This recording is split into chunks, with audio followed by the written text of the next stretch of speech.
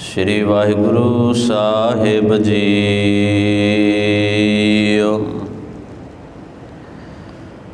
सोरठ महला नवा। मन रे प्रभ की शरण विचारो, जेह सिमरत गन कासी उधरी, ताको जासे उर तारो रहाओ। अटल पयो त्रुजा कै सिमरन, अर निरपै पद पाया। दुख हरता एह बिद को स्वामी, तै काहे बिसराया।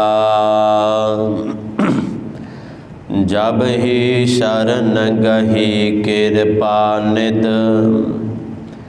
गज गराह ते छूटा। महिमा नाम कहाँ लो बरन, राम कहत बंधन तेह टूटा। अजामल पापी जग जाने, निमख माहे निस्तारा। नानक कहत चेत चिंता मन, तै पे उतरहि पारा। वाहिगुरु जी का खालसा, वाहिगुरु जी की फतेह। सतगुरां दी पावन पवित्र हजूरी विच जुड़ बैठे सत संगी जनों, आप जी वडभागे हो। नौवें पातशाह गुरु तेग बहादुर साहिब सतगुरां दे आ रहे 400 साला प्रकाश पुरब नूं समर्पित जो लड़ीवार सतगुरां दा जीवन इतिहास ते नाल सतगुरां दी पावन बाणी आपां विचार रहे हाँ। उसे लड़ी तहत ये जो शब्द आप जी ने हुणे श्रवण किया, सोरठ राग दे अंदर गुरु तेग बहादुर साहब सतगुरां दा उचारिया ये चौथा शब्द है। साहिब सतगुरां दे मुबारक अंग 632 दे उपर ये शब्द सुभायमान है। इस पावन शब्द के अंदर गुरु तेग बहादुर साहब सच्चे पातशाह जी ने ਜਿਹੜੀਆਂ ਸਾਡੇ ते रहमतां कीतियां बख्शिशां कीतियां,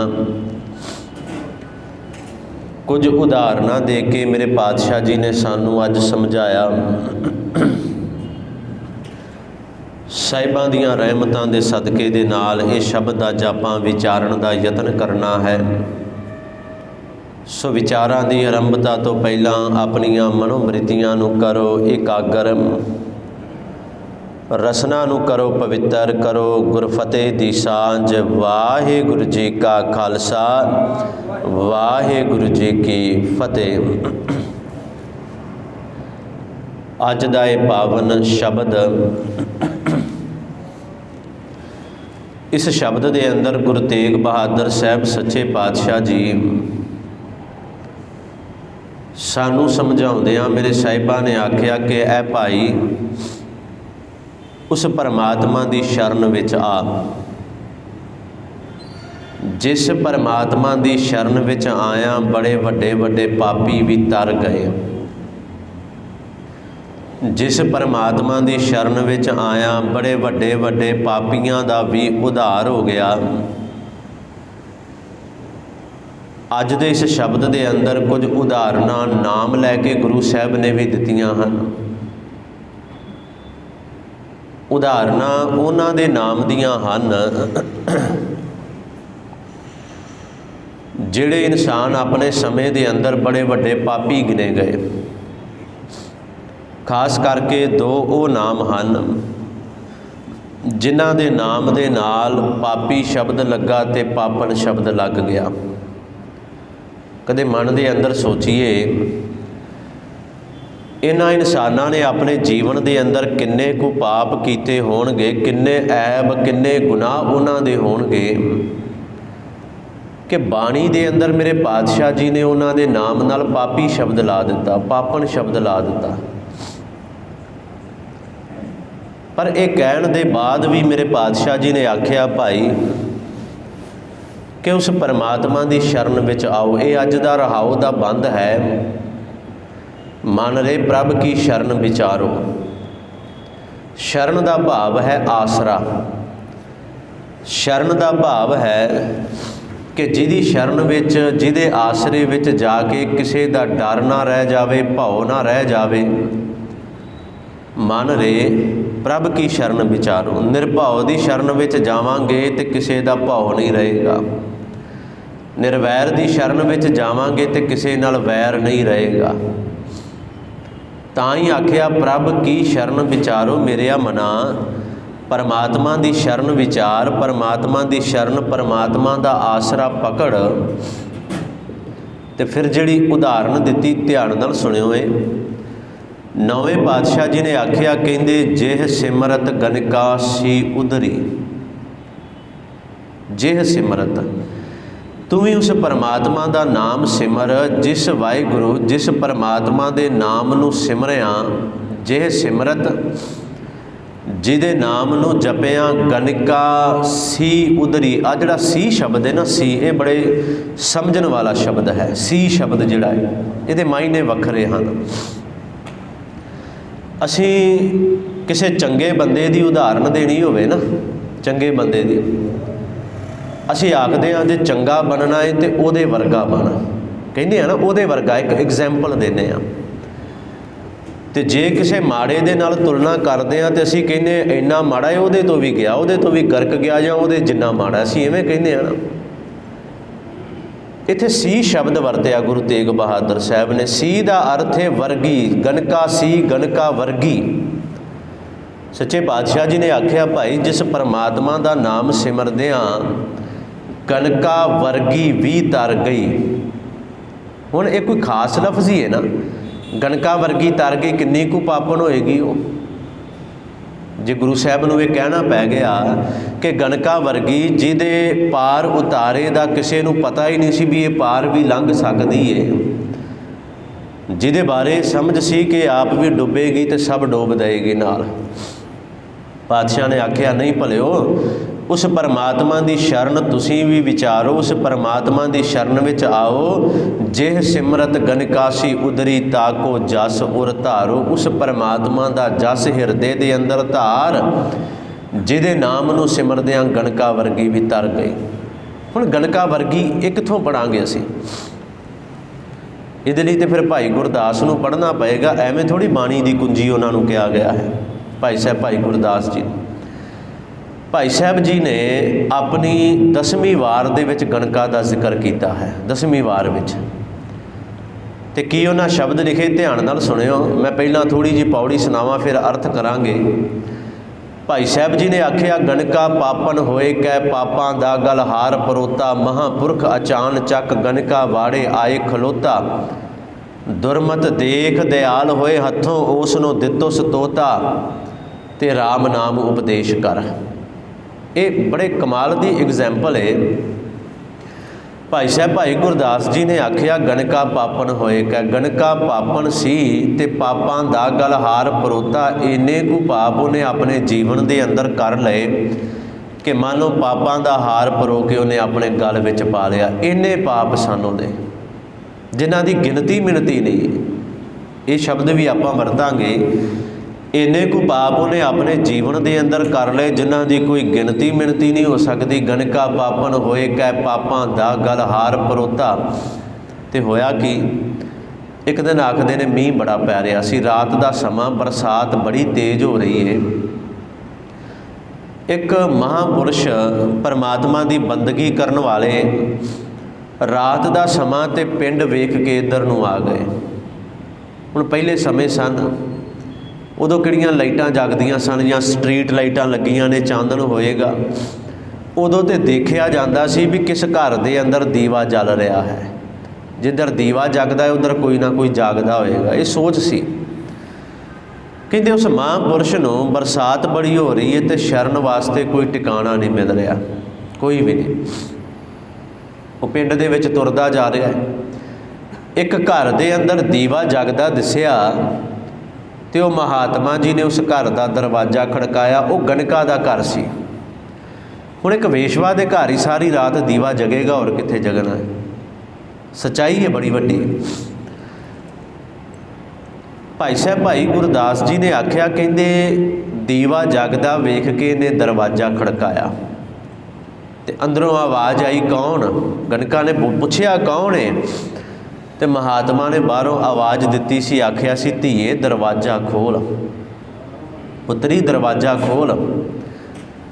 ਇਤਿਹਾਸਕਾਰਾਂ ਨੇ ਆਖਿਆ, ਕਹਿੰਦੇ ਅੱਜ ਸ਼ਾਇਦ ਪਹਿਲੀ ਵਾਰ ਗਣਕਾ ਦੇ ਕੰਨ ਵਿੱਚ ਪੁੱਤਰੀ ਆਵਾਜ਼ ਪਈ ਸੀ। ਅੱਜ ਪਹਿਲੀ ਵਾਰ ਕਿਸੇ ਨੇ ਗਣਕਾ ਨੂੰ ਆਖਿਆ ਸੀ ਧੀ, ਨਹੀਂ ਤੇ ਜਿਹੜਾ ਵੀ ਆਇਆ ਬੜੀ ਭੈੜੀ ਨਜ਼ਰ ਦੇ ਨਾਲ ਆਇਆ, ਬੜੇ ਭੈੜੇ ਮਨ, ਵਿਕਾਰਾਂ ਵਾਲੇ ਮਨ ਨਾਲ ਆਇਆ। ਅੱਜ ਪਹਿਲੀ ਵਾਰ ਕਿਸੇ ਨੇ ਧੀ ਆਖਿਆ। ਅਤੇ ਗਣਕਾ ਨੇ ਜਵਾਬ ਦਿੱਤਾ ਸੀ, ਆਖਿਆ ਸੀ, ਮਹਾਤਮਾ ਜੀ ਜੇ ਤੁਸੀਂ ਮੈਨੂੰ ਧੀ ਕਹਿ ਰਹੇ ਹੋ ਅਤੇ ਇਹਦਾ ਮਤਲਬ ਇਸ ਘਰ ਵਿੱਚ ਤੁਹਾਡੇ ਲਈ ਕੋਈ ਜਗ੍ਹਾ ਨਹੀਂ। ਇਹ ਘਰ ਤੁਹਾਡੇ ਵਰਗਿਆਂ ਦੇ ਵਾਸਤੇ ਨਹੀਂ, ਕਿਤੇ ਹੋਰ ਚਲੇ ਜਾਓ। ਮਹਾਤਮਾ ਜੀ ਕਹਿੰਦੇ ਨਹੀਂ, ਕਹਿੰਦੇ ਤੇਰੇ ਘਰ ਆਏ ਆ, ਇੱਥੇ ਹੀ ਟਿਕਾਣਾ ਕਰਨਾ, ਖੈਰ ਲੰਮਾ ਨਾ ਲੈ ਕੇ ਜਾਵਾਂ। ਦਰਵਾਜ਼ਾ ਖੋਲ੍ਹਿਆ, ਮਹਾਤਮਾ ਜੀ ਅੰਦਰ ਗਏ। ਬੜੀ ਸੇਵਾ ਕੀਤੀ ਗਣਕਾ ਨੇ, ਬੜੀ।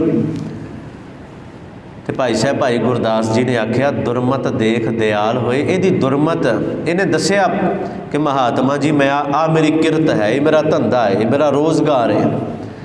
ਕਹਿੰਦੇ ਇਹਦੀ ਦੁਰਮਤ ਨੂੰ ਦੇਖਿਆ, ਦਿਆਲ ਹੋਏ ਅਤੇ ਆਪਣੇ ਕੋਲ ਇੱਕ ਤੋਤਾ ਸੀ, ਉਹਨਾਂ ਕੋਲੋਂ ਤੋਤਾ ਇਹਨੂੰ ਗਣਕਾ ਨੂੰ ਦੇ ਦਿੱਤਾ।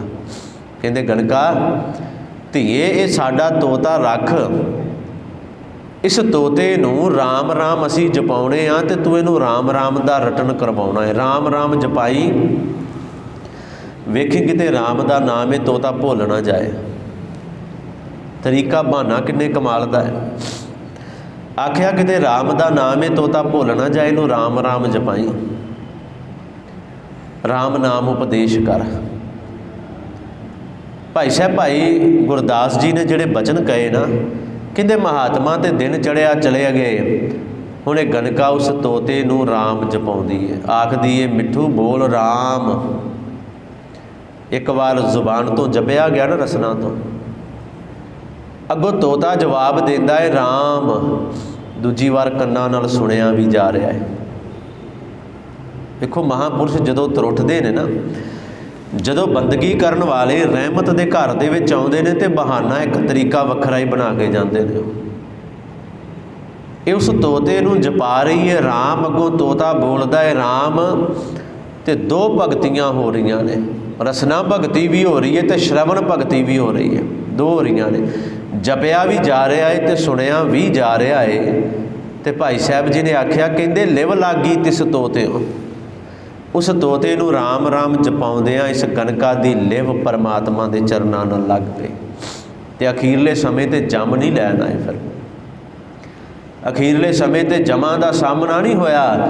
ਇਹਦੇ ਕਰਮ ਇੱਕ ਪਾਸੇ ਰਹਿ ਗਏ। ਪਰਮਾਤਮਾ ਦੀ ਬੰਦਗੀ ਉਹਨਾਂ ਕਰਮਾਂ 'ਤੇ ਇੰਨੀ ਕੁ ਭਾਰੀ ਪੈ ਗਈ ਕਿ ਪਰਮਾਤਮਾ ਦੀ ਬੰਦਗੀ ਨੇ ਇਹਨੂੰ ਜਮਾਂ ਦੇ ਨੇੜੇ ਨਹੀਂ ਜਾਣ ਦਿੱਤਾ। ਇਹ ਪਰਮਾਤਮਾ ਦੇ ਲੋਕ ਵੱਲ ਚਲੀ ਗਈ।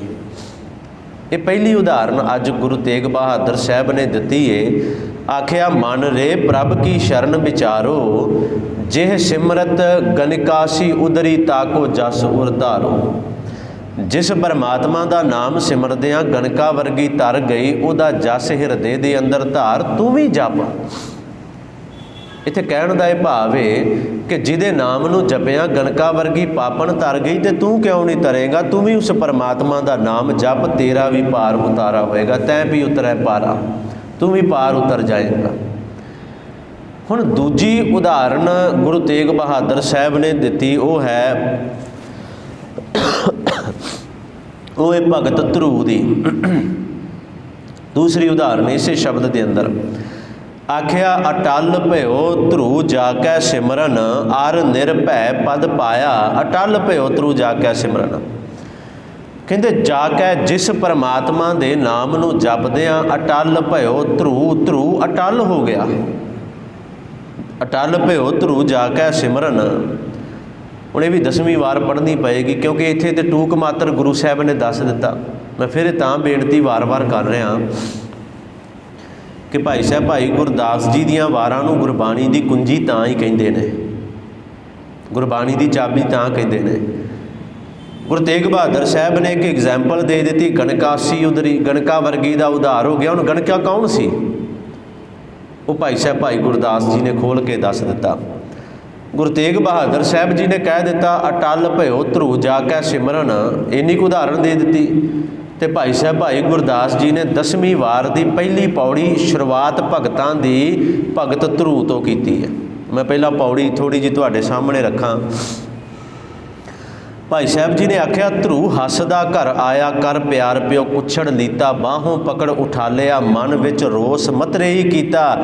डड्डों लिका मां पुछै तू राणी है कि सरीता, राणी हाँ मैं जन्म दी, नाम न भगती कर्म दृढ़ीता। किस उद्यम ते राज मिला, शत्रु ते सब होवन मीता, परमेश्वर आराधी है जिद्दू हुई है पतित पुनीता। इत्थों तक आपां पौड़ी रखांगे। कहंदे ध्रु हसदा घर आया। गुरबाणी ने एक शब्द होर भी वरत्या है, 5 बरख को अनाथ ध्रु बारक, भाव उदों 5 साल उम्र सी दी ध्रु दी जदों ये सारी घटना वापरी। भाई साहब कहते एक दिन खेडदा खेडदा घर आया तो विहड़े विच ना बाप बैठा सी, इहदा राजा सी, बादशाह सी, ते दौड़दा आके अपने बाप की गोद विच बैठ गया। हुण गोद विच बैठा बाप ने बिठा लिया, उधरों मतरेई माँ आ गई तो उन्हें बाहों फड़ के ना बाप की गोद विचों खिंच लिया बाहर मतरेई माँ ने। तो मतरेई माँ के बोल सन, आख्या सी ध्रु जे इस बाप की गोद का निग मानना सी तो मेरी कुख तो जन्म लैना सी। कहते बड़ा निमू झूणा जा बच्चा है, 5 साल के बच्चे नूं की पता इन्हां गल्लां दा। भाई साहब भाई गुरदास जी ने आख्या बड़ा निमू झूणा, बड़ा उदास होया, अपनी माँ कोल चला गया। तो माँ नूं जाके पता की कहता है, माँ मैनूं समझ नहीं आउंदी इस घर दे अंदर तू राणी है कि गोली है, तेरा रुतबा की इस घर दे अंदर मैनूं समझ नहीं आ रही। माँ कहती पुत्र राणी तो मैं जन्म दी हाँ, एक राजे दे घर जन्म होया, एक राजे दे घर मैं विआही गई, राणी तो मैं जन्म दी हाँ। तो पुत्र का सवाल बड़े कमाल का सी। अजकल के बच्चे असल में की है कि जो माँ बच्चे नूं सिखाउंदी है ना, बच्चा वो कुछ सीखता है, जल्दी सीखता है। अजकल के बच्चों के इहो जिहे सवाल होणगे कदे कि माँ कि जे तू जन्म दी राणी, एक राजे घर जन्म होया, एक राजे घर विआही गई, पर तेरी हालत तो मैं गोलियां तो भी माड़ी वेखदा पिया, ये क्यों हो गया, की कारण बनया? तो माँ ने अगों जवाब बड़े कमाल का दिता सी। माँ कहती पुत्र मैं अपने जीवन के अंदर कदे परमात्मा की बंदगी नहीं की, तां मेरी ये हालत हो गई।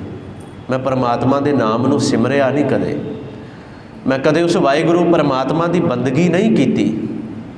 ध्रु ने अगला सवाल, 5 साल का बच्चा किन्ने कमाल का सवाल कर रहा है, माँ मैं चाहना है राज भाग मेरा हो जाए, माँ मैं चाहना है बादशाहत का मालक मैं बन जावां, किस उद्यम ते राज मिले, मैं केड़ा उद्यम करा, मैं केड़ा यतन करा जिहदे नाल ये राज मैनूं मिल जाए।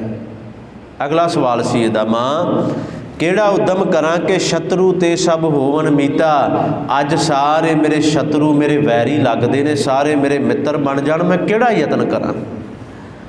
एक बड़ी वड्डी सच्चाई है। अज दी माँ हुंदी ना, माफ़ी चाहना, अज दी माँ हुंदी उन्हें कहना सी तैनूं तरीका दस दी आ, तेरे प्यो ने मेरे बराबर लिया के सौंकण बिठा दी, मैनू भी नहीं पुछदा, वड्डा होई प्यो दी धौण वड्डी ते राजा बन जे। बादशाहां दे घरां विच इहो कुछ सी, राज भागां लई इहो कुछ हुंदा सी। पर इस माँ ने कमाल कर दी। पुत्र का सवाल है, किस उद्यम ते राज मिला, शत्रु ते सब होवन मीता, माँ केड़ा उद्यम करा जिहदे नाल राज भाग मिले, जिहदे नाल शत्रु मित्र बन जान। ਤੇ ਮਾਂ ਕਹਿੰਦੀ ਪੁੱਤਰ ਪਰਮੇਸ਼ਰ ਆਰਾਧੀ ਹੈ ਜਿੱਦੂ ਹੋਈ ਹੈ ਪਤਿਤ ਪੁਨੀਤਾ। ਪਰਮੇਸ਼ਰ ਦੀ ਬੰਦਗੀ ਕਰ, ਪਰਮਾਤਮਾ ਦਾ ਨਾਮ ਜਪ, ਜਿਹਦੇ ਨਾਲ ਪਤਿਤ ਤੋਂ ਪੁਨੀਤ ਹੋ ਜਾਂਦਾ ਇਨਸਾਨ। ਉਸ ਪਰਮਾਤਮਾ ਦੀ ਬੰਦਗੀ ਕਰੇਗਾ ਤੇ ਅਟਲ ਰਾਜ ਤੈਨੂੰ ਮਿਲੇਗਾ। ਅਟਲ ਆਹ ਰਾਜ ਤੇ ਉਹਦੇ ਅੱਗੇ ਤੁੱਛ ਹੈ। ਮਾਂ ਕਹਿ ਰਹੀ ਹੈ, ਕਹਿੰਦੇ 5 ਬਰਖ ਕੋ ਅਨਾਥ, 5 ਸਾਲ ਦਾ ਇਹ ਬੱਚਾ ਉਸ ਰਾਤ ਘਰੋਂ ਬਾਹਰ ਨਿਕਲ ਗਿਆ, ਦੌੜ ਗਿਆ ਪਰਮਾਤਮਾ ਦੀ ਬੰਦਗੀ ਕਰਨ। ਪਿਤਾ ਨੂੰ ਪਤਾ ਚੱਲਿਆ ਤੇ ਮਗਰ ਪਹੁੰਚਿਆ ਸੀ ਬਾਪ। ਆਖਿਆ ਸੀ ਧਰੂ, ਜੇ ਤੇ ਰਾਜ ਭਾਗ ਲੈਣ ਦੇ ਵਾਸਤੇ ਘਰ ਛੱਡ ਕੇ ਚੱਲਿਆ ਤੇ ਵਾਪਸ ਆ ਜਾ, ਅੱਧਾ ਰਾਜ ਮੈਂ ਤੈਨੂੰ ਅੱਜ ਹੀ ਦੇ ਦੇਣਾ। ਧਿਆਨ ਨਾਲ ਸੁਣਿਓ ਇਹ ਗੱਲ। ਬਾਪ ਕਹਿ ਰਿਹਾ ਹੈ ਅੱਧਾ ਰਾਜ ਮੈਂ ਤੈਨੂੰ ਅੱਜ ਹੀ ਦੇ ਦੇਣਾ। ਤੇ 5 ਸਾਲ ਦੇ ਬੱਚੇ ਦੇ ਮਨ ਵਿੱਚ ਪਤਾ ਕੀ ਆਈ? ਕਹਿੰਦਾ ਵਾਹ ਪਰਮਾਤਮਾ, ਵਾਹ ਏ ਰੱਬਾ, ਅਜੇ ਤੇ ਤੇਰੀ ਬੰਦਗੀ ਕਰਨ ਲਈ ਘਰੋਂ ਨਿਕਲਿਆ ਹੀ ਆ ਤੇ ਅੱਧਾ ਰਾਜ ਤੂੰ ਮੇਰੇ ਅੱਗੇ ਲਿਆ ਕੇ ਸੱਟ ਦਿੱਤਾ। ਤੇ ਜੇ ਮੈਂ ਤੇਰੀ ਬੰਦਗੀ ਕਰਾਂਗਾ ਤੇ ਤੂੰ ਕੀ ਕੁਝ ਮੈਨੂੰ ਨਹੀਂ ਦੇਵੇਂਗਾ। ਵੇਖੋ ਸੋਚ ਉਸ ਬੱਚੇ ਦੀ ਕਿੰਨੀ ਕਮਾਲ ਦੀ ਹੈ। ਆ ਕਹਿੰਦਾ ਵਾਹ ਰੱਬਾ, ਕਮਾਲ ਕਰਤੀ ਤੂੰ, ਤੇ ਅਜੇ ਤੇ ਮੈਂ ਬੰਦਗੀ ਬਾਰੇ ਸੋਚਿਆ ਤੇ ਅੱਧਾ ਰਾਜ ਮੇਰੇ ਪੈਰਾਂ 'ਚ ਲਿਆ ਕੇ ਸੁੱਟ ਦਿੱਤਾ ਉਹਨੂੰ। ਬਾਪ ਕਹਿ ਰਿਹਾ ਅੱਧਾ ਰਾਜ ਲੈ ਲਾ। ਕਹਿੰਦਾ ਨਹੀਂ, ਇਹ ਸੱਚਾਈ ਹੈ ਧਰੂ। ਹੱਸਦਾ ਕਰ ਆਇਆ ਕਰ ਪਿਆਰ ਪਿਓ ਕੁਛੜ ਲੀਤਾ, ਬਾਹੋਂ ਪਕੜ ਉਠਾ ਲਿਆ ਮਨ ਵਿੱਚ ਰੋਸ ਮਤਰੇਈ ਕੀਤਾ। ਡੱਡੋਂ ਲਿਕਾ ਮਾਂ ਪੁੱਛਿਆ ਤੂੰ ਰਾਣੀ ਹੈ ਕਿ ਸਰੀਤਾ, ਰਾਣੀ ਹਾਂ ਮੈਂ ਜਨਮ ਦੀ, ਨਾਮ ਨਾ ਭਗਤੀ ਕਰਮ ਦ੍ਰਿੜੀਤਾ। ਕਿਸ ਉਦਮ ਤੇ ਰਾਜ ਮਿਲਿਆ? ਕਹਿੰਦਾ ਕਿਵੇਂ ਰਾਜ ਮਿਲੂਗਾ, ਸ਼ਤਰੂ ਤੇ ਸਭ ਹੋਵਣ ਮੀਤਾ। ਤੇ ਮਾਂ ਨੇ ਆਖਿਆ ਪੁੱਤਰਾ ਪਰਮੇਸ਼ਰ ਆਰਾਧੀ ਹੈ ਜਿੱਦੂ ਹੋਈ ਹੈ ਪਤਿਤ ਪੁਨੀਤਾ। ਮਾਂ ਨੇ ਤੋਰਿਆ ਤੇ ਗੁਰੂ ਤੇਗ ਬਹਾਦਰ ਸਾਹਿਬ ਅੱਜ ਦੇ ਸ਼ਬਦ ਵਿੱਚ ਉਦਾਹਰਣ ਦੇ ਰਹੇ ਨੇ। ਅਟਲ ਭਇਓ ਧਰੂ ਜਾ ਕੈ ਸਿਮਰਨ ਅਰ ਨਿਰਭੈ ਪਦ ਪਾਇਆ। ਅਟਲ ਭਇਓ ਧਰੂ ਜਾ ਕੈ, ਜਿਸ ਪਰਮਾਤਮਾ ਦੇ ਨਾਮ ਨੂੰ ਸਿਮਰਦਿਆਂ ਧਰੂ ਅਟਲ ਹੋ ਗਿਆ। ਅੱਜ ਵੀ ਅਟਲ ਬੈਠਾ ਹੈ ਨਾ। ਸਾਡੇ ਬਜ਼ੁਰਗ ਨਾ ਜਦੋਂ ਅਸੀਂ ਛੋਟੇ ਸਾਂ ਸਾਨੂੰ ਪੜ੍ਹਾਉਂਦੇ ਹੁੰਦੇ ਸਨ, ਸਮਝਾਉਂਦੇ ਸਨ ਪੁੱਤਰ ਧਰੂ ਨੂੰ ਇੰਨਾ ਕੁ ਅਟਲ ਰਾਜ ਮਿਲਿਆ। ਧਰੂ ਜਿਹੜਾ ਨਾ ਉਹ ਪਰਮਾਤਮਾ ਦੇ ਦਰਵਾਜ਼ੇ ਦੇ ਬਾਹਰ ਬੈਠਾ ਹੈ। ਕਹਿੰਦੇ ਜਿਹੜਾ ਧਰੂ ਤਾਰਾ ਹੈ ਨਾ, ਇੱਦਾਂ ਕਿਹਾ ਜਾਂਦਾ ਸੀ, ਕਹਾਵਤਾਂ ਬਣ ਗਈਆਂ, ਇਹ ਪਰਮਾਤਮਾ ਦਾ ਦਰ ਹੈ ਤੇ ਉਹਨੂੰ ਉੱਥੇ ਟਿਕਾਣਾ ਮਿਲ ਗਿਆ। ਵੇਖੋ ਉਹਦੀ ਬੰਦਗੀ ਕਰਕੇ ਪੂਰਾ ਸੌਰ ਮੰਡਲ ਹਿੱਲਦਾ ਹੈ, ਧਰੂ ਤਾਰਾ ਇੱਕੋ ਜਗ੍ਹਾ 'ਤੇ ਟਿਕਿਆ ਰਹਿੰਦਾ ਹੈ। ਉਹ ਕਦੇ ਹਿੱਲਿਆ ਕਦੇ। ਹਾਂ ਸਾਇੰਸ ਜਿੰਨੇ ਮਰਜ਼ੀ ਇਹਦੇ ਲਈ ਬਹਾਨੇ ਬਣਾਈ ਜਾਵੇ, ਤੇ ਜੇ ਬਾਕੀ ਹਿੱਲ ਸਕਦੇ ਸੀ ਤੇ ਉਹ ਤਾਰਾ ਕਿਉਂ ਨਹੀਂ ਹਿੱਲਦਾ। ਖੈਰ ਸੱਚੇ ਪਾਤਸ਼ਾਹ ਜੀ ਨੇ ਆਖਿਆ ਅੱਜ ਦਾ ਇਹ ਮਨ ਰੇ ਪ੍ਰਭ ਕੀ ਸ਼ਰਨ ਵਿਚਾਰੋ। ਫਿਰ ਉਦਾਹਰਨਾਂ ਦਿੱਤੀਆਂ ਨੇ ਸਾਨੂੰ ਸਮਝਾਉਣ ਲਈ, ਭਾਈ ਪਰਮਾਤਮਾ ਦੀ ਸ਼ਰਨ, ਪਰਮਾਤਮਾ ਦਾ ਆਸਰਾ ਪਕੜੋ, ਪਰਮਾਤਮਾ ਦੀ ਬੰਦਗੀ ਕਰੋ, ਪਰਮਾਤਮਾ ਦਾ ਸਿਮਰਨ ਨਾਮ ਜਪੋ। ਜਿਸ ਪਰਮਾਤਮਾ ਦੇ ਨਾਮ ਨੂੰ ਜਪਿਆ ਗਣਕਾ ਵਰਗੀ ਪਾਪਣ ਤਰ ਗਈ। ਜਿਸ ਪਰਮਾਤਮਾ ਦੇ ਨਾਮ ਨੂੰ ਜਪਿਆ ਅਟਲ ਭਇਓ ਧਰੂ ਜਾ ਕੇ ਸਿਮਰਨ ਅਰ ਨਿਰਭੈ ਪਦ ਪਾਇਆ। ਕਹਿੰਦੇ ਦੁੱਖ ਹਰਤਾ ਏ ਬਿਦ ਕੋ ਸੁਆਮੀ। ਉਹ ਸੁਆਮੀ, ਉਹ ਮਾਲਕ, ਉਹ ਵਾਹਿਗੁਰੂ ਪਰਮਾਤਮਾ ਜਿਹੜਾ ਦੁੱਖ ਹਰਤਾ ਹੈ, ਦੁੱਖਾਂ ਨੂੰ ਹਰਨ ਵਾਲਾ ਹੈ, ਦੁੱਖਾਂ ਦਾ ਨਾਸ਼ ਕਰਨ ਵਾਲਾ ਜਿਹੜਾ ਪਰਮਾਤਮਾ ਹੈ। ਕਹਿੰਦੇ ਤੈਂ ਕਾਹੇ ਵਿਸਰਾਇਓ, ਤੂੰ ਕਿਉਂ ਉਹਨੂੰ ਆਪਣੇ ਜੀਵਨ ਦੇ ਅੰਦਰੋਂ ਵਿਸਾਰ ਦਿੱਤਾ ਹੈ। ਧਿਆਨ ਦਿਆ ਜੇ, ਕਹਿੰਦੇ ਤੂੰ ਉਸ ਪਰਮਾਤਮਾ ਨੂੰ ਆਪਣੇ ਜੀਵਨ ਦੇ ਅੰਦਰੋਂ ਕਿਉਂ ਵਿਸਾਰ ਦਿੱਤਾ। ਤੈਂ ਕਾਹੇ ਵਿਸਰਾਇਓ, ਜਿਸ ਪਰਮਾਤਮਾ ਦੀ ਬੰਦਗੀ ਕੀਤਿਆਂ ਇਹ ਸਾਰੇ ਤਰ ਗਏ। ਤੀਜੀ ਐਗਜ਼ਾਮਪਲ ਅੱਗੇ ਫਿਰ ਦਿੱਤੀ ਹੈ, ਤੀਜੀ ਉਦਾਹਰਣ ਉਹ ਹੈ ਕਿ ਜਬ ਹੀ ਸ਼ਰਨ ਗਹੀ ਕਿਰਪਾ ਨਿਧ ਗਜ ਗਰਾਹ ਤੇ ਛੂਟਾ। ਗਜ ਹਾਥੀ, ਗਰਾਹ ਕੇਂਚੂਆ। ਇਹ ਬੜਾ ਲੰਮਾ ਇਤਿਹਾਸ ਹੈ। ਇਹਦੇ ਲਈ ਇੱਕ ਸ਼ਬਦ ਹੈ ਗੁਰਬਾਣੀ ਦੇ ਅੰਦਰ, ਹਾ ਹਾ ਹੂ ਹੂ ਗੰਧਰਵ ਅਪਸਰਾ। ਜਦੋਂ ਪੜ੍ਹਦੇ ਆ ਨਾ ਤੇ ਉਦੋਂ ਸਮਝ ਆਉਂਦੀ ਹੈ ਇਹ ਹਾ ਹਾ ਹੂ ਹੂ ਕੀ ਹੈ। ਅਸਲ ਵਿੱਚ ਇਹ ਹਾ ਹਾ ਤੇ ਹੂ ਹੂ ਦੋ ਨਾਮ ਨੇ, ਇਹ ਦੋ ਕਰੈਕਟਰ ਨੇ, ਦੋ ਬੰਦੇ ਨੇ। ਹਾ ਹਾ ਹੈ, ਇੱਕ ਦਾ ਨਾਮ ਹਾ ਹਾ, ਇੱਕ ਦਾ ਨਾਮ ਹੂ ਹੂ। ਇਹ ਦੋਨੋਂ ਗਵਈਏ ਸਨ, ਜਿਹਨੂੰ ਰਾਗੀ ਕਹਿ ਦਿਓ। ਇੰਦਰ ਦੀ ਸਭਾ ਵਿੱਚ ਗਵਈਏ ਸਨ, ਗੰਧਰਵ ਸਨ, ਬੜੇ ਵੱਡੇ ਗੰਧਰਵ। ਚਲੋ ਕਾਰਨ ਕੀ ਬਣਿਆ ਬੜਾ ਲੰਮਾ ਹੈ, ਉਸ ਪਾਸੇ ਜ਼ਿਆਦਾ ਨਹੀਂ ਜਾਵਾਂਗਾ। ਇਹਨਾਂ ਨੂੰ ਸ਼ਰਾਪ ਦਿੱਤਾ, ਇੱਕ ਹਾਥੀ ਬਣ ਗਿਆ, ਇੱਕ ਕੇਂਚੂਆ ਬਣ ਕੇ ਆ ਗਿਆ। ਉਹ ਕਹਿੰਦਾ ਤੇਰੇ ਕਰਕੇ ਸਵਰਗ ਲੋਕ ਚੋਂ ਨਿਕਲੇ, ਉਹ ਕਹਿੰਦਾ ਤੇਰੇ ਕਰਕੇ ਨਿਕਲੇ। ਇੱਕ ਗੱਜ ਬਣ ਗਿਆ, ਇੱਕ ਗਰਾਹ ਬਣ ਗਿਆ। ਗੱਜ ਹਾਥੀ, ਗਰਾਹ ਕੇਂਚੂਆ। ਇੱਥੇ ਗੁਰੂ ਸਾਹਿਬ ਨੇ ਉਹਦੀ ਉਦਾਹਰਨ ਦਿੱਤੀ ਹੈ, ਜਬ ਹੀ ਸ਼ਰਨ ਗਹੀ ਕਿਰਪਾ ਨਿਧ। ਜਦੋਂ ਸ਼ਰਨ ਆਸਰਾ ਕਿਰਪਾ ਨਿਧ, ਕਿਰਪਾ ਦੇ ਖਜ਼ਾਨੇ ਪਰਮਾਤਮਾ ਦਾ ਆਸਰਾ ਗੱਜ ਨੇ, ਹਾਥੀ ਨੇ ਲਿਆ, ਗਰਾਹ ਤੇ ਛੂਟਾ। ਉਹ ਕੈਂਚੂਏ ਤੋਂ ਛੁੱਟ ਗਿਆ, ਛੁਟਕਾਰਾ ਹੋ ਗਿਆ ਉਹਦਾ ਸਦਾ ਲਈ ਛੁਟਕਾਰਾ ਹੋ ਗਿਆ। ਉਹਨੇ ਪਰਮਾਤਮਾ ਨੂੰ ਯਾਦ ਕੀਤਾ, ਇਹਨੇ ਪੈਰ ਪਕੜ ਲਿਆ, ਉਹਨੇ ਸੁੰਡ ਉੱਪਰ ਨੂੰ ਕਰਕੇ ਨਾ, ਮੂੰਹ ਉੱਪਰ ਨੂੰ ਕਰਕੇ ਪਰਮਾਤਮਾ ਦਾ ਆਸਰਾ ਤੱਕਿਆ ਸੀ। ਜਬ ਹੀ ਸ਼ਰਨ ਗਹੀ ਕਿਰਪਾ ਨਿਧ, ਗਜ ਗਰਾ ਤੇ ਛੂਟਾ, ਮਹਿਮਾ ਨਾਮ ਕਹਾਂ ਲਓ ਵਰਣੋ। ਗੁਰੂ ਤੇਗ ਬਹਾਦਰ ਸਾਹਿਬ ਸੱਚੇ ਪਾਤਸ਼ਾਹ ਕਹਿੰਦੇ, ਭਾਈ ਮੈਂ ਉਸ ਪਰਮਾਤਮਾ ਦੇ ਨਾਮ ਦੀ ਮਹਿਮਾ ਕਿੱਥੋਂ ਤੱਕ ਵਰਣਨ ਕਰਾਂ, ਕਿੰਨੀ ਕੁ ਮਹਿਮਾ ਉਸ ਪਰਮਾਤਮਾ ਦੇ ਨਾਮ ਦੀ ਮੈਂ ਬਿਆਨ ਕਰ ਸਕਦਾ, ਕਿੰਨੀ ਕੁ। ਰਾਮ ਕਹਿਤ ਇੱਕ ਵਾਰ, ਰਾਮ ਕਹਿਣ ਦੇ ਨਾਲ ਇੱਕ ਵਾਰ, ਵੇਖੋ ਕਿੰਨੀ ਧਿਆਨ ਨਾਲ ਸੁਣਿਓ, ਇੱਕ ਵਾਰ ਜਿਹਨੇ ਆਪਣੇ ਮੂੰਹ ਤੋਂ ਰਾਮ ਆਖਿਆ, ਰਾਮ ਕਹਿਤ ਬੰਧਨ ਤੇ ਛੂਟਾ, ਉਹ ਸਦਾ ਦੇ ਵਾਸਤੇ ਬੰਧਨਾਂ ਤੋਂ ਉਹਦਾ ਛੁਟਕਾਰਾ ਹੋ ਗਿਆ, ਇੱਕ ਵਾਰ ਮੂੰਹ ਤੋਂ ਰਾਮ ਕਹਿਣ ਦੇ ਨਾਲ। ਸਾਨੂੰ ਵੀ ਆਖਿਆ, ਏਕ ਘਰੀ ਆਦਿ, ਘਰੀ ਆਦਿ ਹੂੰ ਤੇ ਆਦ, ਸਾਡੇ ਲਈ ਵੀ ਇਹ ਸ਼ਬਦ ਨੇ। ਕਹਿੰਦੇ ਸੱਚਾਈ ਹੈ, ਮਨ ਰੇ ਪ੍ਰਭ ਕੀ ਸ਼ਰਨ ਵਿਚਾਰੋ, ਜਿਸ ਪਰਮਾਤਮਾ ਦੀ ਸ਼ਰਨ ਵਿੱਚ ਆਇਆ ਗਣਕਾ ਤਰ ਗਈ, ਜਿਹਦੀ ਸ਼ਰਨ ਵਿੱਚ ਆਇਆ ਧਰੂ ਨੂੰ ਅਟਲ ਰਾਜ ਮਿਲ ਗਿਆ। ਜਿਸ ਪਰਮਾਤਮਾ ਦੀ ਸ਼ਰਨ ਵਿੱਚ ਆਇਆ ਗੱਜ ਗਰਾ ਤੇ ਇੱਕ ਪਲ ਦੇ ਅੰਦਰ ਛੁੱਟ ਗਿਆ, ਉਹਦਾ ਛੁਟਕਾਰਾ ਹੋ ਗਿਆ। ਤੇ ਸੱਚੇ ਬਾਦਸ਼ਾਹ ਕਹਿੰਦੇ, ਉਸ ਪਰਮਾਤਮਾ ਨੂੰ ਤੂੰ ਕਿਉਂ ਨਹੀਂ ਜਪ ਰਿਹਾ? ਫਿਰ ਇੱਕ ਲਾਸਟ ਵਾਲੀ ਐਗਜ਼ਾਮਪਲ ਦਿੱਤੀ ਮੈਂ, ਬੜੀ ਛੇਤੀ ਇਹਦੀ ਵਿਚਾਰ ਕਰ ਰਿਹਾ ਮੈਂ। ਅੱਗੇ ਇੱਥੇ ਅਸੀਂ ਖੜੇ ਵਿਚਾਰ ਕਰ ਰਹੇ ਸੀ, ਕਿਸ ਸ਼ਬਦ ਲਈ 4 ਦਿਨ ਚਾਹੀਦੇ ਨੇ, ਘੱਟ ਤੋਂ ਘੱਟ 4 ਐਗਜ਼ਾਮਪਲਸ ਨੇ, 4 ਦਿਨ ਚਾਹੀਦੇ ਨੇ ਇੱਕ ਉਦਾਹਰਣ ਨੂੰ ਖੋਲ੍ਹਣ ਦੇ ਵਾਸਤੇ। ਮੈਂ ਟੂਕ ਮਾਤਰ ਬੇਨਤੀਆਂ ਕਰ ਰਿਹਾ। ਚੌਥੀ ਉਦਾਹਰਣ ਦਿੱਤੀ, ਅਜਾਮਲ ਪਾਪੀ ਜਗ ਜਾਣੇ। ਗਣਕਾ ਪਾਪਣ, ਅਜਾਮਲ ਪਾਪੀ, ਗੁਰਬਾਣੀ ਨੇ ਕਿਹਾ ਹੈ। ਕਿੰਨੇ ਪਾਪ ਹੋਣਗੇ ਦੋਵਾਂ ਦੇ ਜੀਵਨ ਦੇ ਅੰਦਰ। ਅਜਾਮਲ ਪਾਪੀ ਜਗ ਜਾਣੈ, ਕਹਿੰਦੇ ਅਜਾਮਲ ਜਿਹਨੂੰ ਸਾਰਾ ਸੰਸਾਰ ਪਾਪੀ ਕਰਕੇ ਜਾਣਦਾ ਹੈ, ਜਿਹਨੂੰ ਸਾਰਾ ਸੰਸਾਰ, ਜਿਹਨੂੰ ਪਤਾ ਇਹ ਪਾਪੀ ਹੈ। ਸੱਚੇ ਪਾਤਸ਼ਾਹ ਜੀ ਨੇ ਆਖਿਆ, ਅਜਾਮਲ ਪਾਪੀ ਜਗ ਜਾਣੈ, ਨਿਮਖ ਮਾਹੇ ਨਿਸਤਾਰਾ। ਇੱਕ ਨਿਮਖ ਦੇ ਅੰਦਰ, ਇੱਕ ਪਲ ਦੇ ਅੰਦਰ ਉਸ ਅਜਾਮਲ ਦਾ ਜਿਹੜਾ ਬੜਾ ਵੱਡਾ ਪਾਪੀ ਹੈ, ਉਹਦਾ ਨਿਸਤਾਰਾ ਹੋ ਗਿਆ, ਉਹਦਾ ਉਧਾਰ ਹੋ ਗਿਆ ਇੱਕ ਪਲ ਦੇ ਅੰਦਰ। ਕਿਵੇਂ? ਧਿਆਨ ਨਾਲ ਸੁਣਿਓ। ਅਜਾਮਲ ਕੋ ਅੰਤ ਕਾਲ ਮੈਂ ਰਾਮ ਨਾਮ ਸੁਧ ਆਈ, ਗੁਰੂ ਸਾਹਿਬ ਦੇ ਬਚਨ ਨੇ। ਅਜਾਮਲ ਕੋ ਅੰਤ ਕਾਲ ਮੈਂ, ਅਖੀਰਲੇ ਸਮੇਂ ਤੇ ਰਾਮ ਨਾਮ ਸੁਧ ਆਈ, ਉਹਨੂੰ ਰਾਮ ਦੇ ਨਾਮ ਦੀ ਸੁਧ ਆ ਗਈ। ਰਾਮ ਦੇ ਨਾਮ ਦਾ ਅਸਲ ਵਿੱਚ ਉਹਨੇ, ਮੈਂ ਥੋੜ੍ਹਾ ਜਿਹਾ ਸੰਖੇਪ ਵਿੱਚ ਤੁਹਾਨੂੰ ਸੁਣਾ ਹੀ ਦੇਵਾਂ, 1-2 ਮਿੰਟ ਉੱਪਰ ਲੈ ਲਵਾਂਗਾ, ਮਾਫੀ ਚਾਹੁੰਦਾ। ਅਜਾਮਲ ਬੜਾ ਵਿਦਵਾਨ ਸੀ। ਅਜਾਮਲ ਕੋਈ ਮਾੜਾ ਮੋਟਾ ਬੰਦਾ ਨਹੀਂ ਸੀ। ਗਣਕਾ ਤੇ ਚਲੋ ਵੇਸ਼ਵਾ ਸੀ, ਪਾਪ ਕਰ ਰਹੀ ਸੀ। ਅਜਾਮਲ ਜਿਹੜਾ ਇੱਕ ਪੁਰੋਹਿਤ ਦਾ ਪੁੱਤਰ ਸੀ, ਤੇ ਪੁਰੋਹਿਤ ਇੱਕ ਰਾਜੇ ਦਾ ਪੁਰੋਹਿਤ ਸੀ। ਉਹ ਇਹਨੂੰ ਇਹਦੇ ਉਸਤਾਦ ਕੋਲ, ਗੁਰੂ ਕੋਲ ਪੜ੍ਹਨ ਲਈ ਭੇਜਿਆ ਜਾਂਦਾ ਸੀ। ਗੁਰੂ ਕਾਮਲ ਸੀ, ਇਹਦਾ ਸਮਝਦਾਰ ਸੀ, ਗਿਆਨ ਸੀ ਗੁਰੂ ਨੂੰ। ਗੁਰੂ ਨੇ ਇਹਨੂੰ ਆਖਿਆ ਸੀ, ਅਜਾਮਲ 21 ਸਾਲ ਦੀ ਉਮਰ ਤੱਕ ਤੂੰ ਬਾਜ਼ਾਰ ਦੇ ਸ਼ਹਿਰ ਦੇ ਵਿੱਚ ਦੀ ਲੰਘ ਕੇ ਆਉਣਾ। ਪਤਾ ਸੀ ਉਹਨੂੰ। ਇਹ ਆਉਂਦਾ ਰਿਹਾ ਗੁਰੂ ਕੋਲ, ਸਵੇਰੇ ਆਉਣਾ, ਸ਼ਾਮ ਨੂੰ ਚਲੇ ਜਾਣਾ। ਵਿਦਵਾਨ ਬਣ ਰਿਹਾ ਸੀ, ਬੜਾ ਵੱਡਾ ਵਿਦਵਾਨ। ਪਰ ਜਿਵੇਂ ਜਿਵੇਂ ਜਵਾਨ ਹੋਣ ਲੱਗਾ, ਮਨ ਵਿੱਚ ਆਉਂਦਾ ਗਿਆ ਕਿ ਕੀ ਇਹੋ ਜਿਹੀ ਚੀਜ਼ ਹੈ ਬਾਜ਼ਾਰ ਵਿੱਚ, ਸ਼ਹਿਰ ਵਿੱਚ, ਜਿਹਦੇ ਤੋਂ ਮੇਰਾ ਗੁਰੂ ਮੈਨੂੰ ਰੋਕ ਰਿਹਾ? ਕੀ ਇਹੋ ਜਿਹੀ ਚੀਜ਼ ਹੈ? ਇੱਕ ਦਿਨ ਚਲਾ ਗਿਆ ਬਾਜ਼ਾਰ ਦੇ ਵੱਲ, ਬਾਜ਼ਾਰ ਦੇ ਵਿੱਚੋਂ ਲੰਘਿਆ ਤੇ ਵੇਸ਼ਵਾ ਦੇ ਕੋਠੇ ਵੱਲ ਨਜ਼ਰ ਚਲੀ ਗਈ।